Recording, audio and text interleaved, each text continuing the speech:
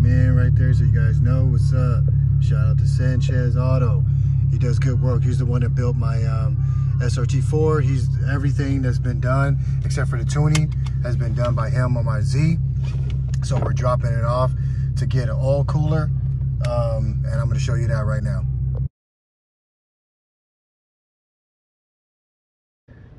All right, so here I told you guys I was dropped off the car to get the oil cooler. Yeah, it's the master mechanic Johnson put some coolant in there. As you can see, it's right there. We're gonna leave the bumper off because I'm gonna get a bash bar, so I'm gonna leave the bumper off for a few weeks and just see how that looks and feels. But as you can see, the intake is exposed. Yeah, we got the regulator right there.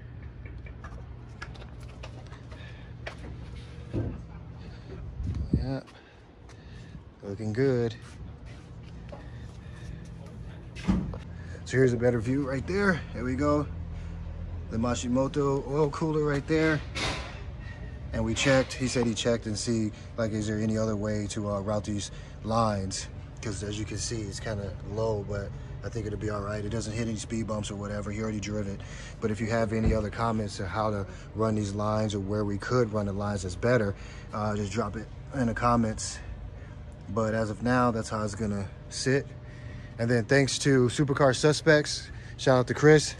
He told us to get the red lights. So we're about to cover this part and it's gonna be solid red. I'll let you guys see that when it's done.